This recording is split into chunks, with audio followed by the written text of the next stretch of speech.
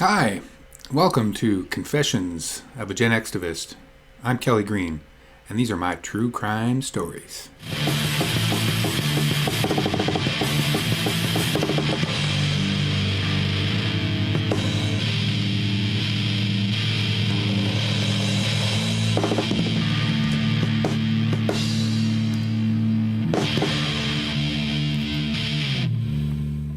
On the last program, we left off with the story of when Mike Rupert threatened to take my life, or take me out.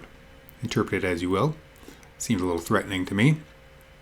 I was wrapped up in some organizations, helping doing some organizing, had some paid work along with that stuff, and was still growing my Boiling Frog Adventures distro company, small nonprofit organization, if you will.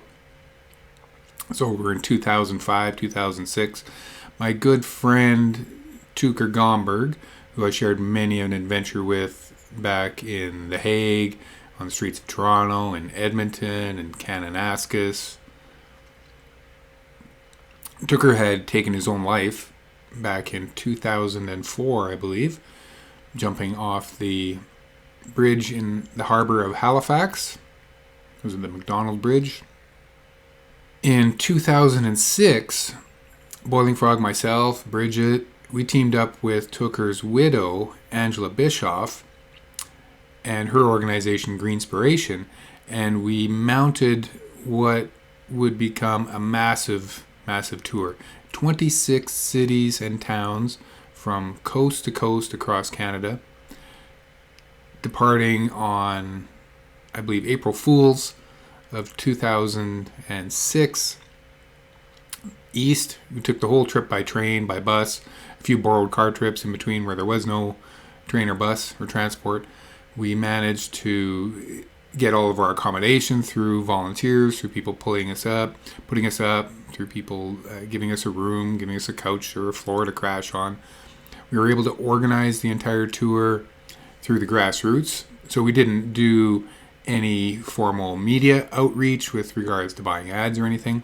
We, of course, had our strong email media lists, and we would put out press releases along as we went.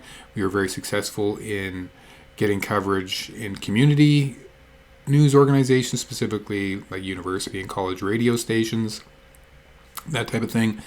Through our extensive and combined lists, we were able to coordinate with a lot of other different like-minded organizations, environmental groups, again, student-led groups, a lot of public interest research groups, the PIRGs across the country that were predominant on many a campus and likely still are. So we're able to, with a very, very small, little to no budget, have a massive outreach and do a lot of organizing and be able to draw anywhere from a dozen to several hundred people out to our events going across the country. And this turned out to be a key to our success with the Boiling Frog is not just trying to do something on our own, but to double up, triple up, quadruple up, connect with a number of different organizations and like-minded people around a specific event. Now this would help, of course, spread the news far and wide. And this was before social media came along, which gave us the false belief that now we could really network in a fun, positive way and bring about a lot of attention to our events. We didn't find out until years later that really the algorithms didn't favor any kind of online organizing. And some people, myself included, let our email lists kind of go by the wayside. I very much regret that at the end of Boiling Frog's functional life back in 2010, 2011, of kind of abandoning that email list. I don't even know, did it live somewhere on a hard drive? I'm not even sure how it got misplaced or how I was no longer in contact with it. But it was quite a story of success all on its own. How you remember we started the Boiling Frog organization with 3 borrowed video cassettes, no money, and we built it up over those years to have an email list of over 1,500 people from coast to coast.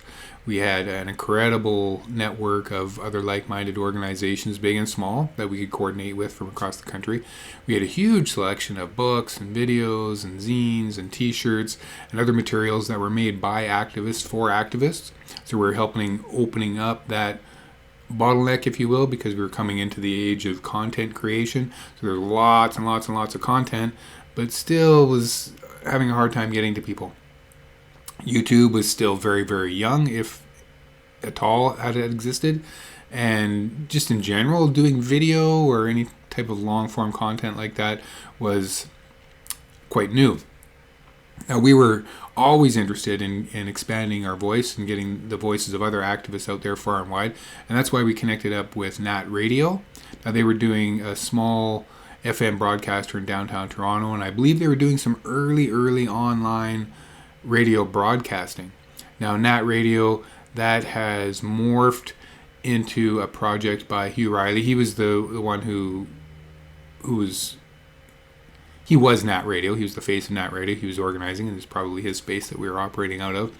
And he's still doing that type of work in Toronto, and I'm going to put a link in the description, put his picture up, I guess.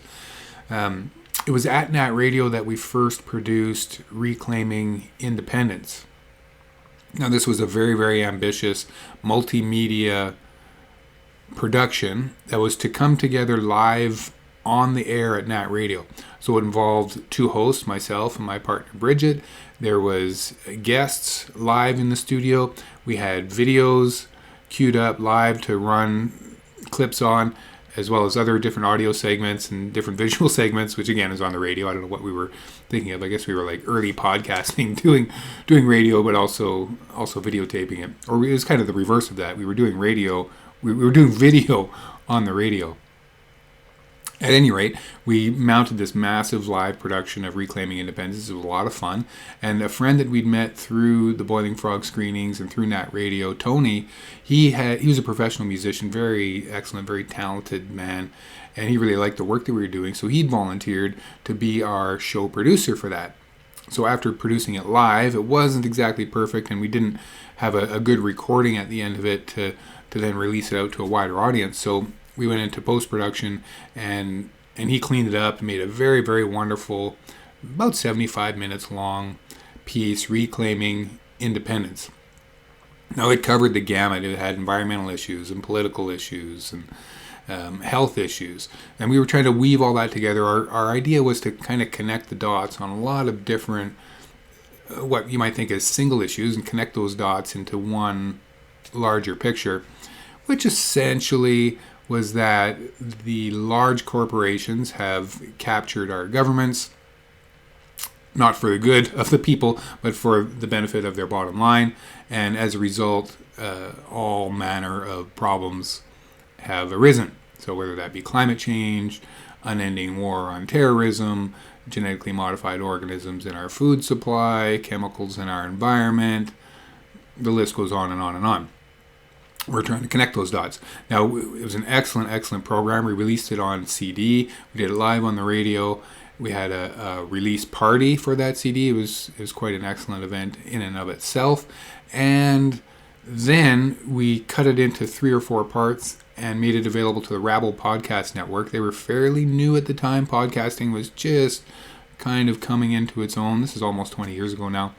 And we were one of the first contributors to the Rabble Podcast Network with our program Reclaiming Independence. And it got some great distribution, got a lot of ears on that network. Unfortunately, it never got archived properly. We can't find it anymore on the internet. And I don't think I have a physical copy of that program anywhere, which is quite sad. But what are you going to do?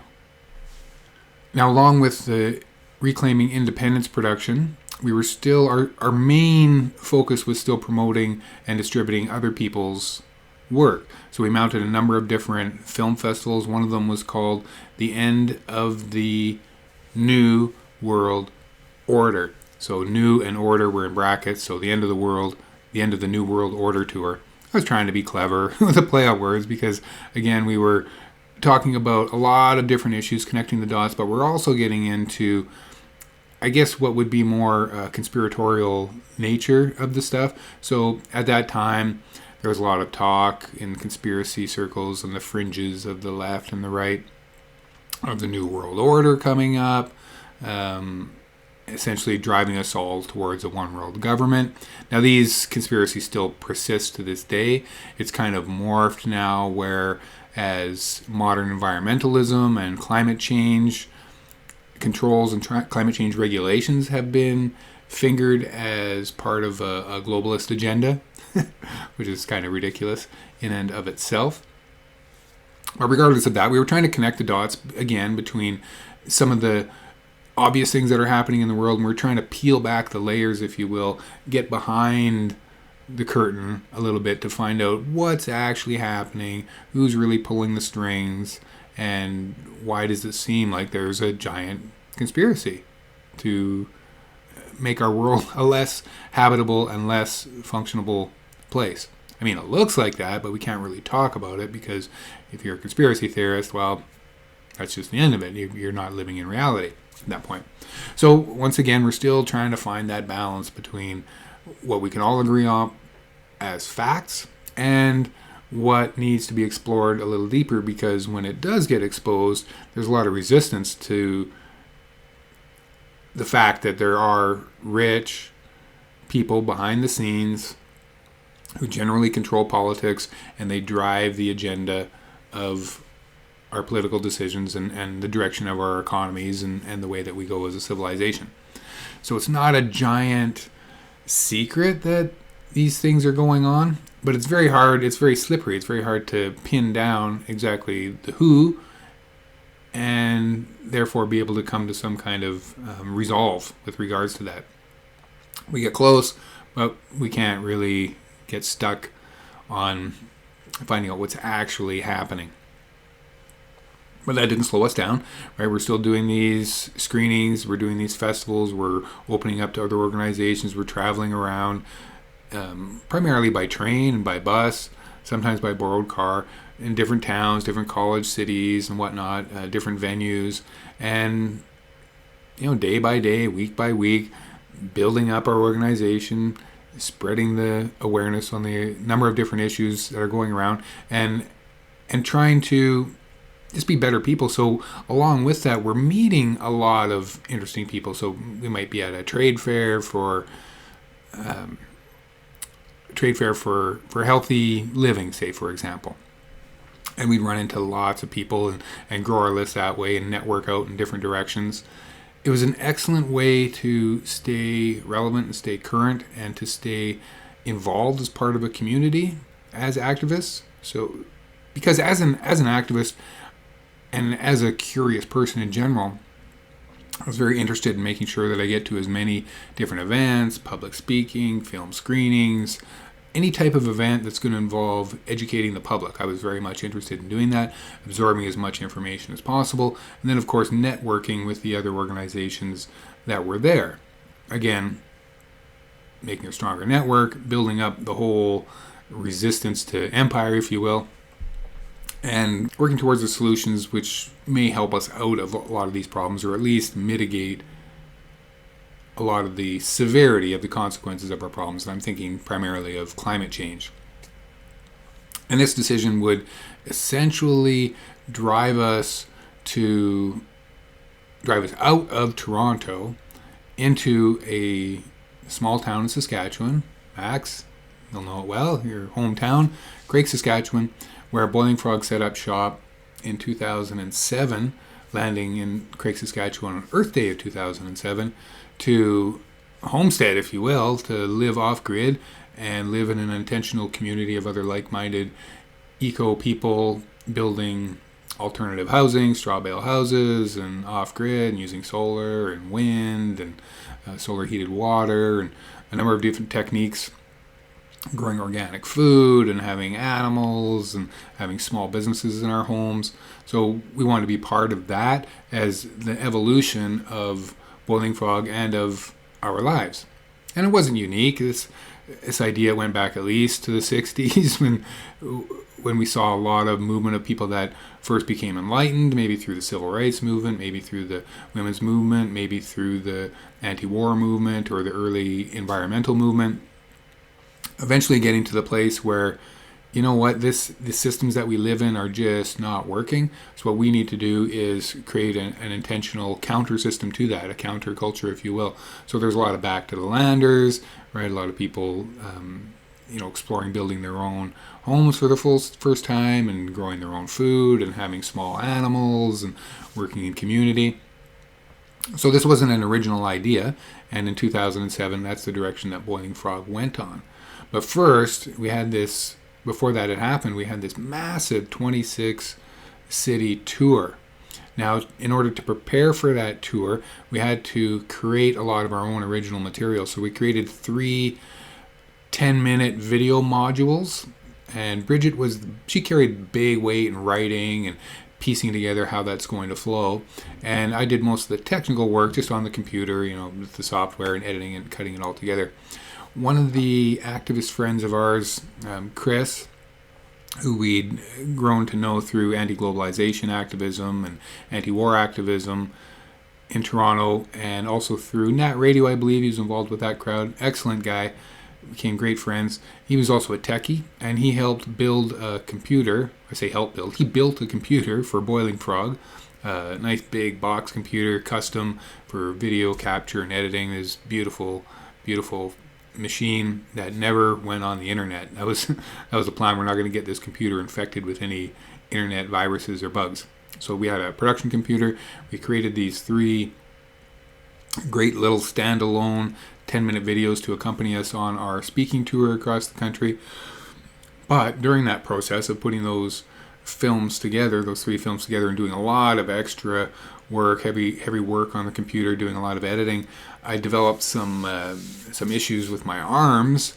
I had some circulation issues or carpal tunnel problems or whatever. At any rate, my arms were getting blown out from all the computer work, and I found myself needing to take a break from that. I remember getting some acupuncture therapy and doing some other physio type work to just give my arms a rest and get back to being able to do that heavy many hours a day of computer work. So that's a bit of an aside.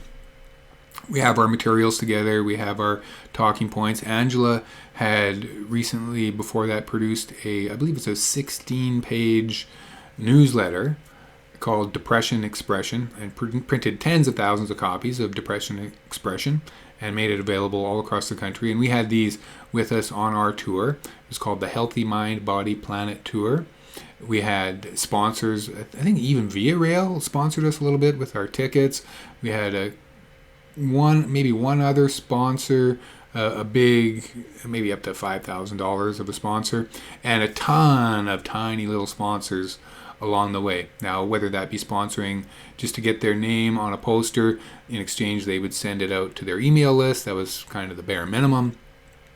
Or, they would sponsor us with maybe some food or a room or a place to stay while we were in town.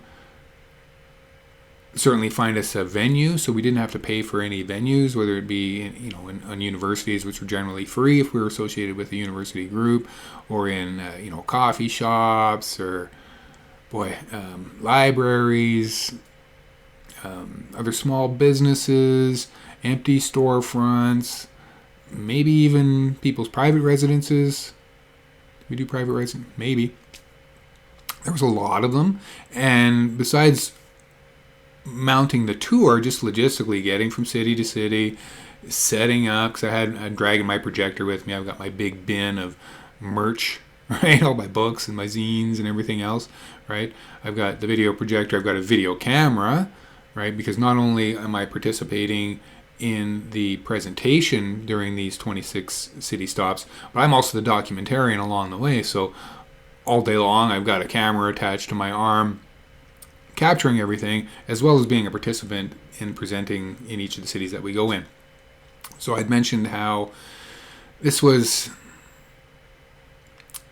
part memorial trip for our departed friend Tooker Gomberg, and part public mental health session, if you will. It was like public therapy. So along the way, there's a lot of talk about Tooker, a lot of talk about suicide, and the main connecting point was the drugs that Tooker was on, the prescribed antidepressant pharmaceuticals that Tooker was taking, were a likely contributor to him committing suicide, ironically. Now, a lot of people still don't know about this, but it is a side effect of SSRI, antidepressant medication, maybe other types of antidepressant medication, that one's suicidal ideation is actually increased, and the chances of committing suicide are therefore increased when on these medications, ironically. Now, it wasn't something that the drug companies really wanted to talk about that much, and it took some activists and some families down in the United States to really blow that wide open and get it more into the public conscious. I say wide open, but it wasn't really wide open. It was out there, but it wasn't really getting plastered on the front page or top story on the newscast every day. That's for sure. So along with highlighting the pharmaceutical industry and specifically antidepressant medication, which led to the suicide of our dear friend and activist Tooker Gomberg a couple of years prior, we were also connecting the dots between the pharmaceutical industries and big oil and pharmaceutical industries and the military industrial complex and the media industrial complex. So we're making all these different connections and how they work together to create the narrative and create a box, a window, if you will, that we all live in. Okay, and we were trying to always smash that box, right? Get outside of those boundaries and talk about the things that they don't want to talk about that make them particularly uncomfortable, which is generally us and broadcasting the truth or trying to highlight the truth and amplify the truth, if you will, on our day-to-day. So that was a lot of work besides just documenting our comings and goings and during our Q&A sessions and our open discussion sessions at each of the 26 meetings across the country. Of course, there'd be a lot of input and back and forth and people telling their stories.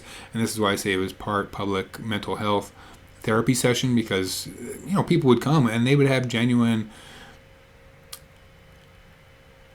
mental health concerns and issues and experiences that they would want to share, whether it be pro-drugs, anti-drugs, talking about different therapies, just talking about their experience in the medical complex with their doctors, talking about how it is in community and the challenges or the opportunities that arise as a result of having different mental health challenges. So this was quite good. And at the time, even though I knew it, I hadn't really fully internalized it or fully realized or taken the time to think about the fact that I too am operating with a number of different mental I'm always uncomfortable saying, calling myself mental ill. Number of different mental differences that were prescribed, evaluated, what do you call it when you go in? The doctor discovered it. A little bit of COVID fog maybe, or leftover residual brain fart from being tear gassed, or it could be just old age. What is it called when a doctor... diagnosis. Mental health diagnoses. Right, so a number of different of them. There's ADD, ADHD, OCD, cyclothymia. That's a good one. Look that one up. And, of course, depression, anxiety, etc., etc. So, what I didn't factor into during this tour was that just the very nature of the tour, it was heavy, it was grief heavy, because we're dealing with the death of our friend every day in, day out, traveling with his widow, Angela, and reliving that experience. But we're also in contact with other people living their own experiences and telling their own stories. Combine that with an intense workload, combine it with the overarching theme of everything else that's going on in the world that we're trying to connect the dots to, environmentally and militarily and through the media and etc. That was a lot of pressure, and it was a lot of energy expended along that trip. And I have to say that my mental health didn't hold up the best. We were able to get through the trip. I didn't have any major mental health breakdowns or anything, but my work certainly suffered. From about halfway through the trip, I noticed I was shooting a little bit less, and the quality of my videography was suffering, you could say.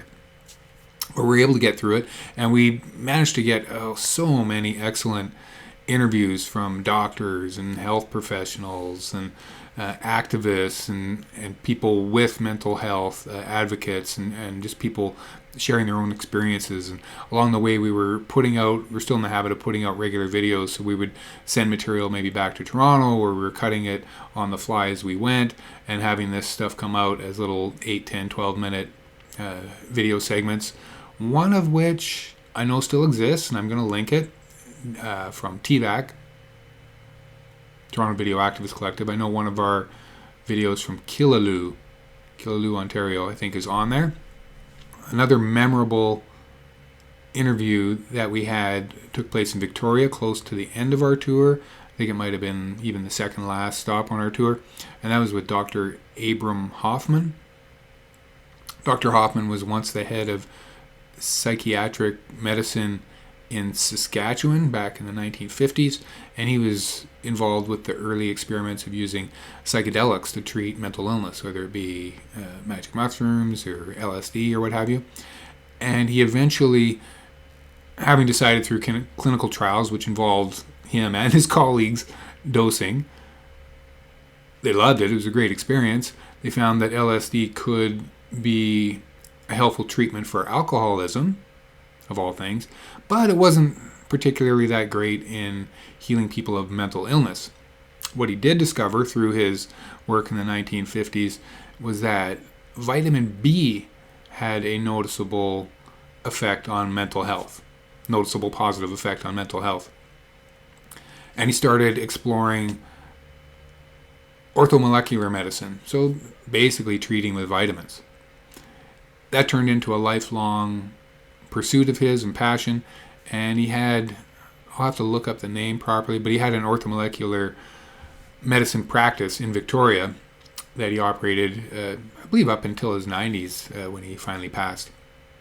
So it was a real great experience to meet him at his office and have an interview with him and tell us about his experiences both in the past and in the present, treating people orthomolecularly for mental illness. I really love that. Myself, I don't take any pharmaceuticals for my mental illness. I self-medicate with cannabis and with vitamins. I find vitamin B is very excellent. Maybe it's true, maybe it isn't, but it really works for me. Having regular vitamin B in my system helps my mind, helps fend off depression and anxiety. And just trying to exist, trying to make a living while not making a killing. You know what I mean? So we live in Edmonton, right? This is the oil and gas capital of Canada, right? I've never been interested in working in the oil industry as an adult because I know that that's kind of going against our long-term interests as human beings and life forms on this planet, given, the CO2 and the climate change and et cetera, et cetera. So I've always been interested in looking for and trying to find work and create work that's going to have a positive effect. It doesn't pay that well, but that's kind of the motivation. So that's also how I treat my mental health.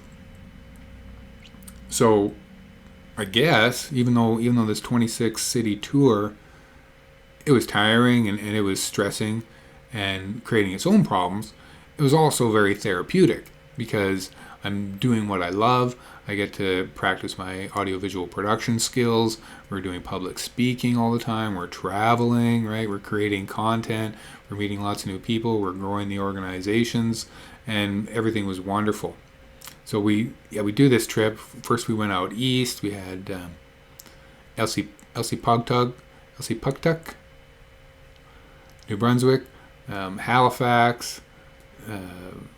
These were Ree and Fredericton, Halifax, Nova Scotia. Where's Elsie Pugtuck? Oh my God, now I feel like an idiot. Is it Nova Scotia? Is it New Brunswick? I'm from Alberta. My apologies, Easterners. Did a number of cities out east. We put on an event in Montreal, of course, Ottawa. Of course, came back and did another event in Toronto. Then we had some events around Guelph, Kitchener, London, Hamilton, I think, up in Killaloe. Did we do any events? Maybe we had some events farther north. Certainly Winnipeg, Edmonton, Calgary, I think, too. Oh, I skipped Saskatoon. It's very easy to forget about Saskatchewan. And of course, Vancouver, Victoria. Roberts Creek was excellent, and Shout out to David, who helped us organize that event. I think he's still living out on the coast out there. Not only was that a fantastic event to be at, David was an excellent host. There were some wonderful people, and we had just an excellent time out there. But he also hosted just the most amazing social gathering at the place he was at.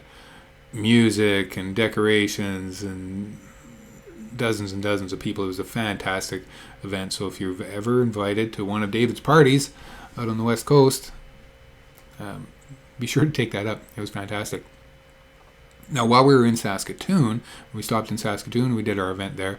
We would often, every city, every town that we were in, we would by default have to socialize with the people that we're organizing with, both before and afterwards, because often we're staying at their house, sleeping on their floor, on their couch, or whatever. In Saskatoon, we're having an after party with some of the young kids that helped us organize the events, and conversation was going around to the housing market in Saskatchewan specifically.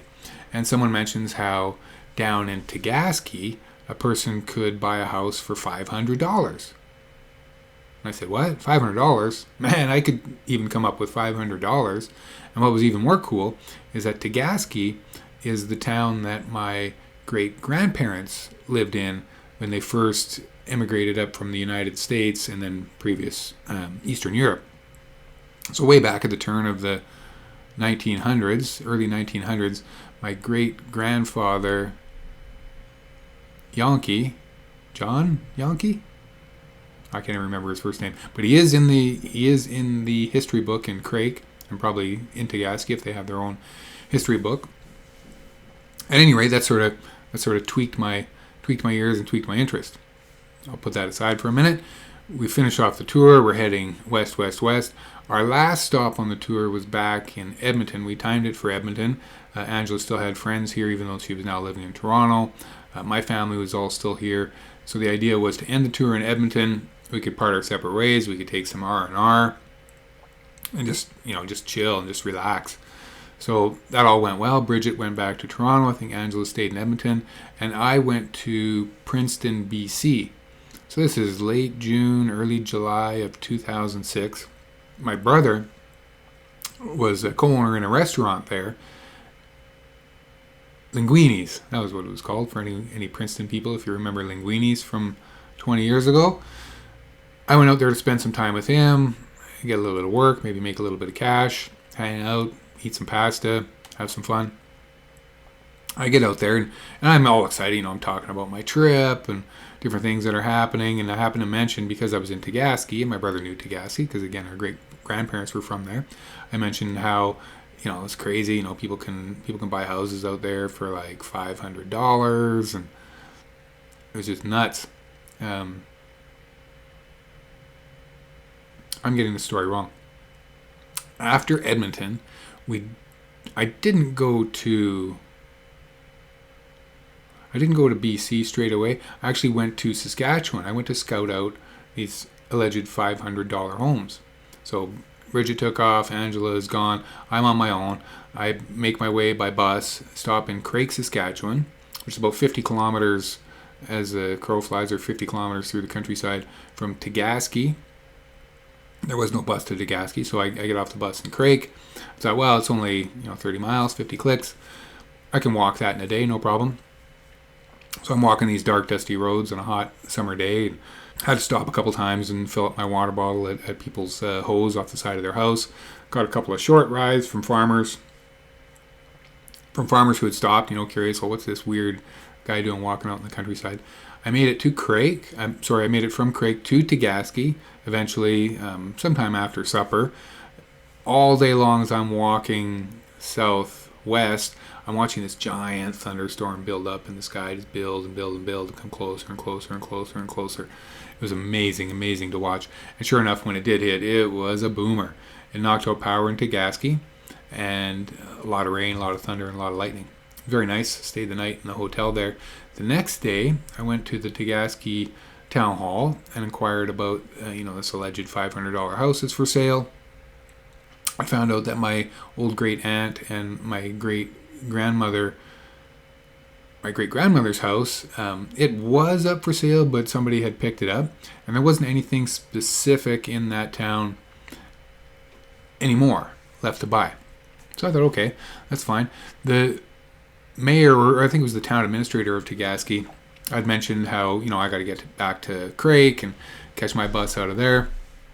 He mentioned how he's got to go up that way anyways, and offered to give me a ride. I get to Craik, and I thought, well, just for fun, I'll poke around, see if there's anything around here. I got some time to kill before any bus shows up back to Saskatoon. I go into the town office in Craik, and they had some pamphlets on the wall, and I'm waiting to talk with an administrator, and I see a pamphlet about an eco-village. I thought, ooh, wow, that's exciting.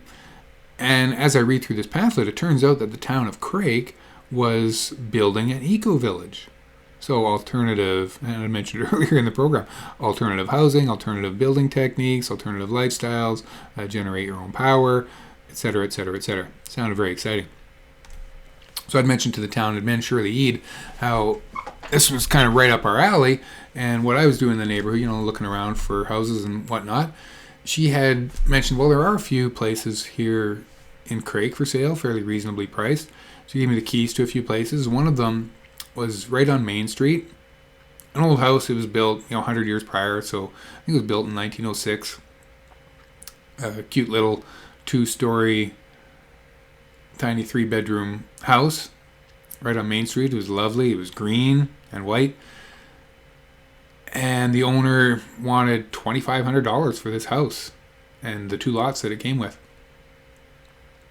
That was pretty good. Now, I didn't have a lot of money. I was able to scrape up a few $100s, and Bridget was able to scrape up the rest, and we were able to borrow some money from some friends to finish the purchase of that place. And it was pretty exciting. So this is 2006, and we found the place, and we hadn't yet bought it. But then a couple weeks later, I take my trip, and I'm having my vacation down in BC. And my first night in the restaurant with my brother at Linguini's, I'm talking about how the town of Craik, so not the town of Tegasky, but how the town of Craik, and we saw these tiny little houses, and we're looking at this house, we might buy for $2,500. The next day, I wasn't even talking to this guy, but the very next day, an employee of my brother's who was kind of listening in on this whole conversation comes in and says, guess what? We bought a house in that town you were talking about. I'm like, oh my God, that's crazy. Like, I don't even know you, and now you're going to be living in the town that I'm also going to be living in. That's kind of weird. And who buys a house on a whim over the phone one night, sight unseen? Turns out they did. And that wasn't the most interesting part of this story. So they buy this house, they move out there in the fall of 2006. I hung out at my brother's restaurant for a couple of weeks. My sister Vicky, she ended up coming out with her motorhome and stayed for a while in BC. I left BC, went back to Edmonton, eventually back to Toronto for the winter, where Bridget and I were continuing on with our boiling stuff at the same time as preparing our move from Toronto to Saskatchewan to start a new life of homesteading, if you will. We timed it all out to arrive in Craik on Earth Day. It was going to be an off-grid house. We already had that planned. And before we got to Craik, we had to stop in Regina. Or we didn't have to stop, but Regina was on the Trans-Canada highways. We're coming west across the country.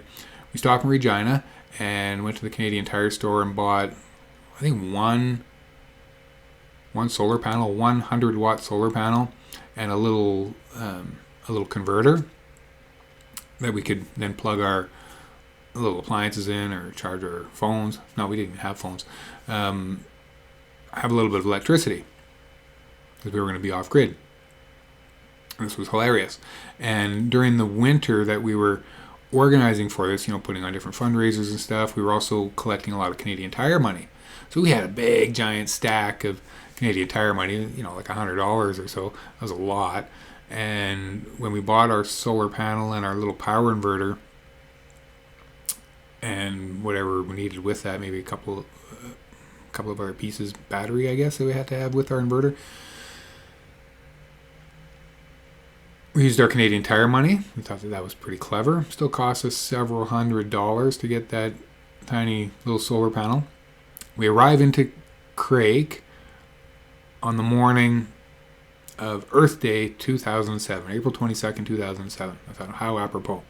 Now, before arriving in Craik, I thought it would be funny and interesting to get in touch with the local newspaper of Craik and put an ad in the paper. So we did that. We put an ad in the paper announcing our imminent arrival. Hey, we're going to be showing up. You don't know us, but we bought that place on Main Street, and please do come by and say hi when we arrive in town.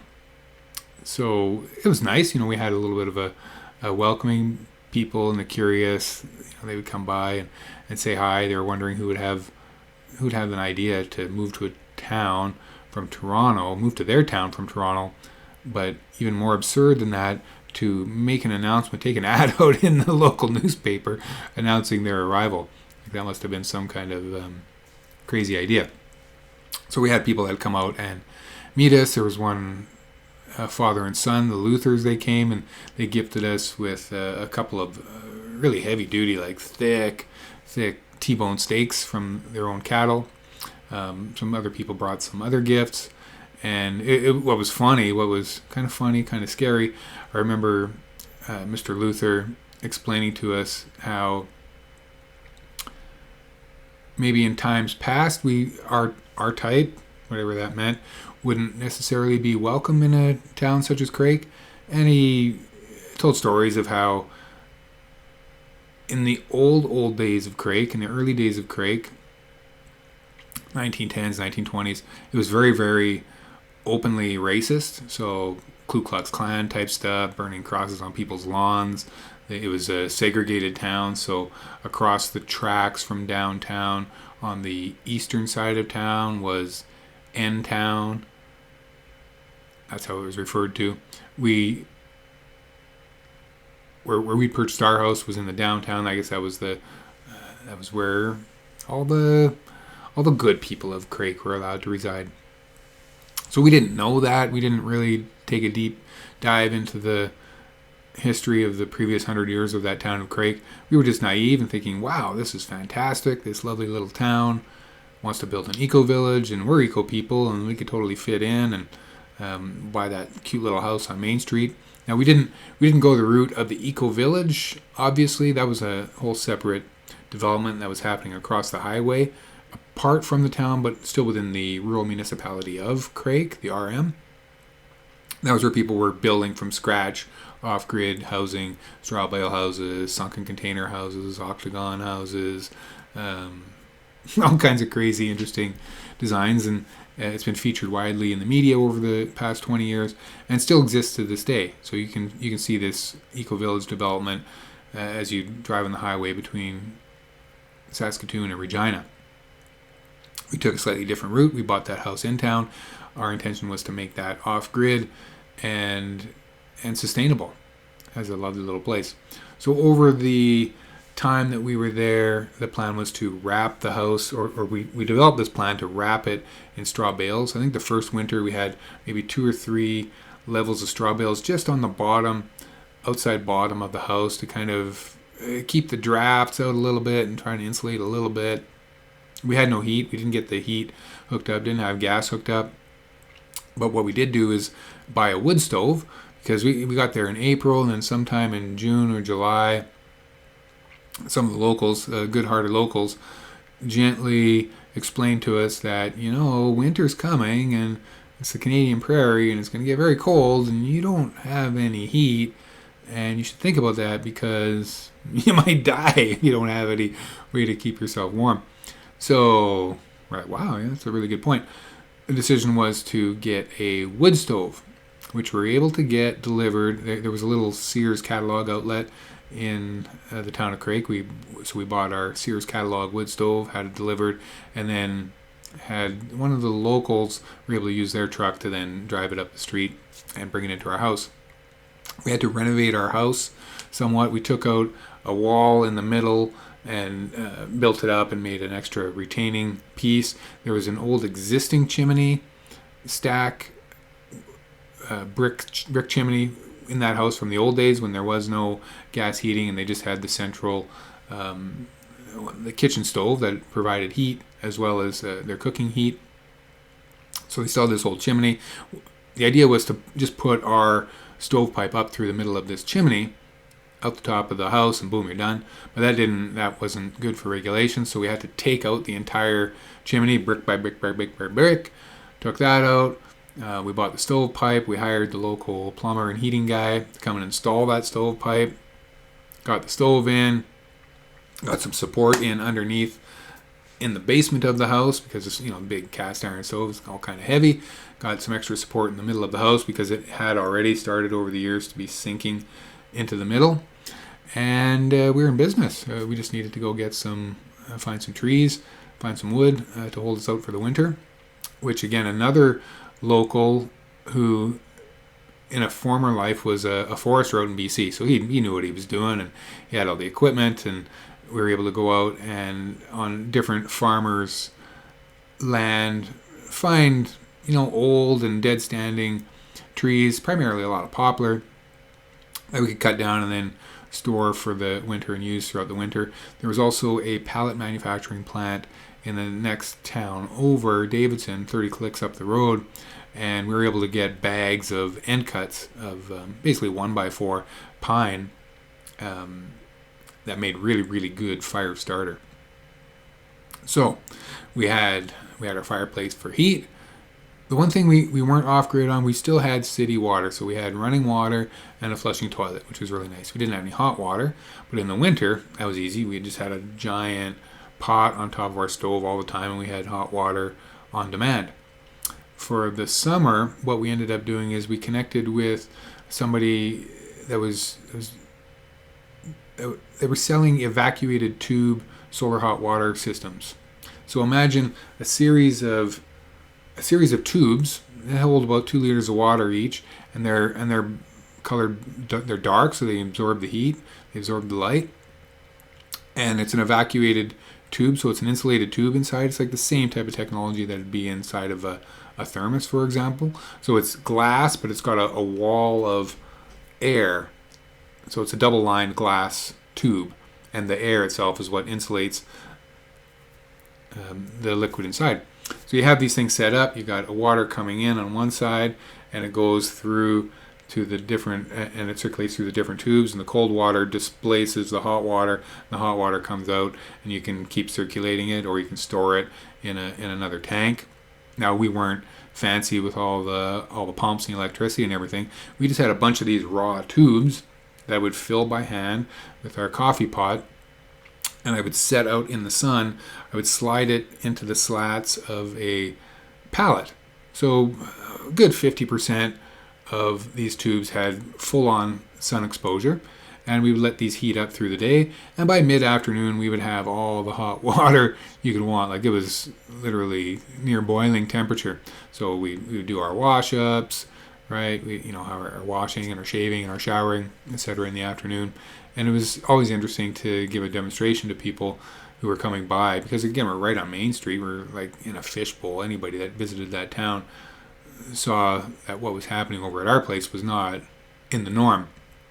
Not only did we have, bales wrapped around our house, but we had oftentimes a solar cooker out in the yard. So a big metal parabolic shaped unit with a bin underneath that we cook our food. We had the solar cooker. We grew our yard extra long on one side for wildlife and for birds and butterflies, etc. And we built a little trail through there that we called the labyrinth. Within the labyrinth, we created a little mini golf course along the way. We thought that was kind of fun. We were gardening, and we were generally kind of some sticking out hippies. Right? We weren't of the normal variety. So it attracted a lot of attention. People would see what we were doing, and as a result, we hosted a lot of people to that town. And of course, a lot of people were coming because they'd heard about the eco-village. As I had mentioned, it had gained a lot of media attention in magazines and radio and stuff, and especially drawing people from Europe. So we'd get a lot of people that would come, and people would even stay overnight, and we were able to work in the sharing economy, if you will. So a lot of people would put time in helping out around the house in exchange for staying at the place. It was quite lovely. We did a lot of wonderful, wonderful things. Now, the part of the story, I guess the part of the story that I didn't connect with this, to wrap it up for my activism in Craik and how it all comes back around to you, Max, who, as you know, motivated me to make this podcast in the beginning. When I was telling you a story around a campfire a couple years ago, it took me almost a year and a half to finally start producing this podcast. But to bring it back to square one, remember when I was saying how I visited my brother in BC? Well, that guy who was working for my brother, who came into work the next day and said, "Hey, we bought this house in Craik," he was the husband of your mom. Weird. So, and your sister, at the time, she's just little. She's like a year and a half old, this little baby. So when we show up to Craik the following spring, your mom, Dee, her husband, and their children are already living in Craik. It was very weird. Now, it doesn't take a genius to figure out what happened in that situation. But a long story, we'll just make it really short.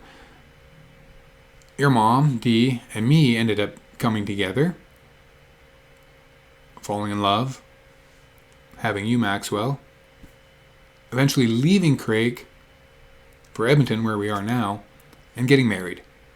And it was at that point where I thought, you know what, being a new dad, maybe it's time to put the whole activism lifestyle to bed, because it's not really paying that well. There's not a lot of security in that.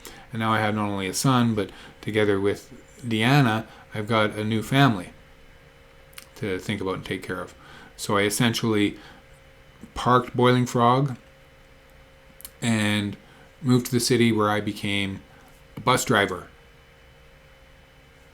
And that worked well with my activist stuff. Now, and that's going to be the subject of my next podcast. I guess that'll be episode number 10. Working for the city, driving the bus, doing the union thing. But I wanted to show you guys this. I was going to mention it earlier. This is one of the film festivals that we'd mounted across the country. And this was the one that I talked about in the last podcast at the Queen Alex Hall. So film festivals was something that we did a lot of. And while in Craik, mounted a number of different screenings. In fact, the very first day arriving in Craik, come nighttime, we had our portable power system. I had my projector, my DVD player, and a little boom box, right? This is what we were doing our screenings with regularly. And we had a little wagon, and we put our power that we'd charged up throughout the day with our one solar panel. We dragged that wagon block and a half down the street to the end of Main Street, where the big green elevator is. And without any fanfare, any announcement or anything, we set up our projector and we projected a film on the side of Green Elevator. Now, I don't know if it had ever been done before or if it's even been done since, but there we were doing it. Again, attracting a lot of attention. In fact, this was where we met Glenn Heimers, who is still living in Craik, still a fantastic community member and activist in his own right, being involved with a lot of different things there, including the Eco Village and the Eco Center, which, my goodness, I didn't even talk about the Eco Center. That's a whole host of other stories. But that's, why I've been chewing up the time on this podcast already. I didn't think I'd babble for so long about getting to Craik, getting out of Toronto and doing the Healthy Mind Body Planet tour. So here we are in Craik. I'm coming to the end of my Boiling Frog chapter. I'm starting my family chapter with you, Max, and some of these things are overlapping. Got to get rid of the house. There was stuff that involved first preparing the house to get rid of. Oh, and along that way, one of the big exclamation points of that time was working on the roof, where I designed and rebuilt the roof of this house. And I'm not a handy guy. I'm not a carpenter, right? So it took a long time first to conceptualize it and then to get down to the work and a lot of consulting. and even getting some help from time to time with different aspects, like putting up the tin, moving lumber, and carrying stuff up. So I rebuilt this entire roof, mostly to make it, well, to give it better structure. It was sagging, old sagging. It still had underneath the asphalt tiles, it had the old cedar shingles underneath there. So we wanted to put a steel roof on there, make it nice and sturdy, and extend the eaves out because we were going to wrap that whole house in straw bales, and we needed the larger eaves to therefore cover these straw bales.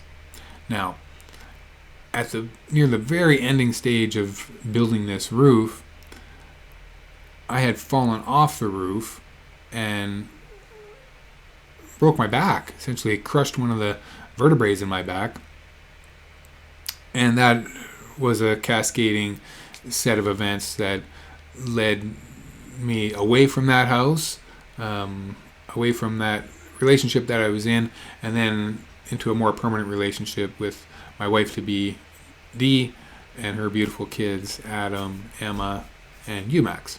So that was kind of exciting turn of events that had happened there. Oh yeah, but I wanted to mention the film festival. Your mom's pregnant, and this was my last big event as Boiling Frog. I organized a film festival right in the town of Craik at the Legion Hall, which was conveniently right across the street from where my little off-grid straw bale wrapped house was. So I organized this film festival. I'd connected with a number of different people, so whether it be healers or retailers or other small organizations, authors, anybody that needed a venue to speak to the type of people that we were speaking to, I invited them to come to the film festival. So we had a number of different people that were tabling at this event, which then brought their people. The local school ran from kindergarten to grade 12. They brought the entire school one day over for one of the films, which was amazing. I connected with an organization, man, I can't remember the name of them. My sister Vicky might remember. But here was a group of older kids, like high school, university age type kids, and there was like dozens of them. And they would look for different volunteering opportunities for organizations across the country. So they connected with us, we connected with them, and en masse, dozens of these young people came to help with our film festival. I connected with food producers, so local growers of organic and non-GMO food, meat, grains. My sister, as a professional cook and former restaurant owner herself, she did all the cooking, catered the entire event, and those kids that came, they helped with the entire event also. So she's managing these kids, teaching them how to work in a kitchen, prepare all this food. Plus they were helping with all the other logistics of, moving tables around time to time and, clean up and tear down and set up every single day.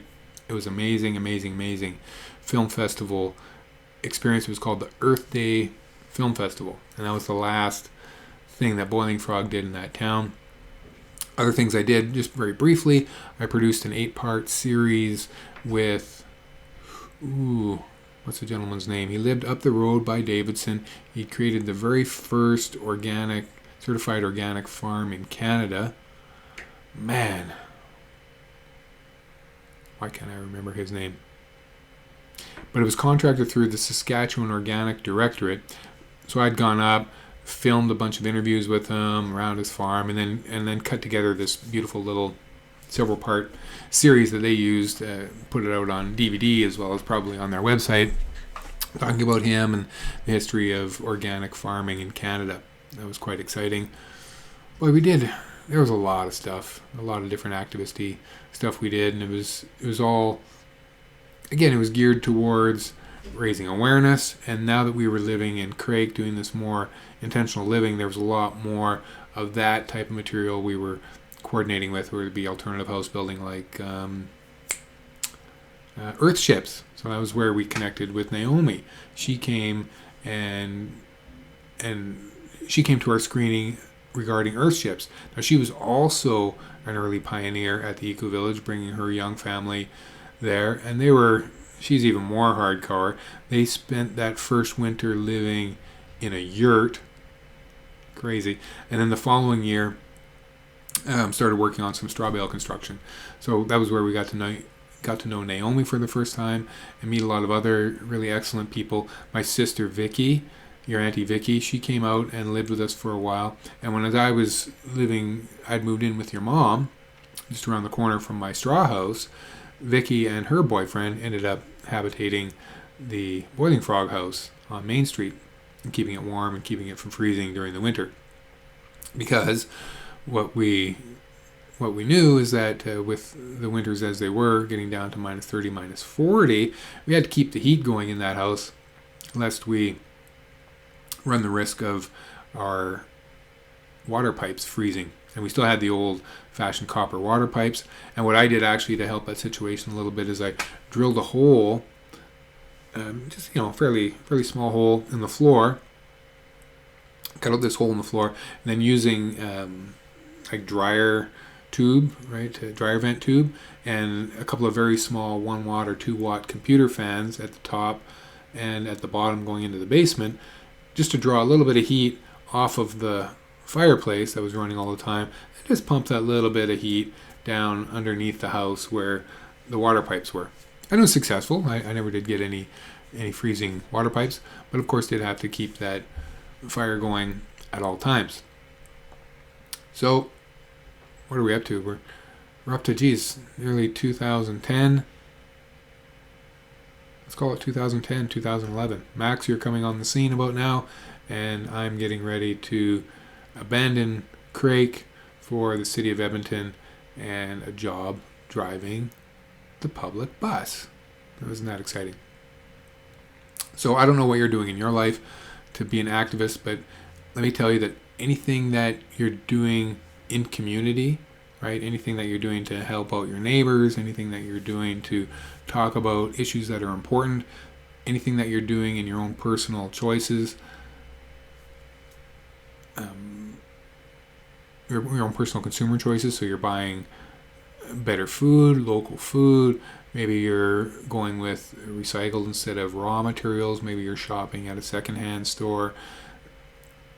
Maybe you're walking or riding a bike or taking your skateboard instead of using a car or otherwise burning oil and gas, right? So everything that we do in our life can be activism, if you will. It doesn't have to be chaining yourself to something or going in the streets with your sign or being that vocal and that much just being out there with your activism. It doesn't have to be like that. You can still be an activist and be low-key about it.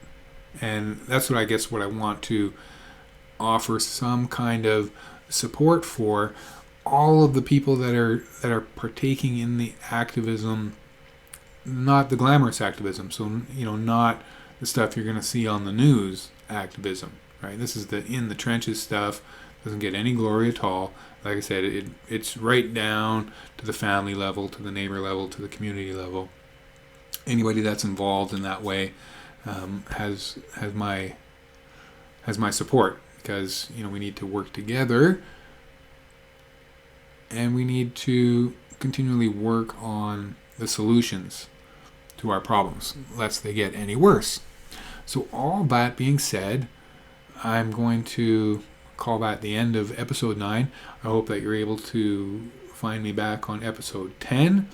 And if you're the first time here, hey, thanks. I'm glad you're here. If you stayed this long to listen to the end, I'm frankly 100% surprised. Regardless of all that, adieu.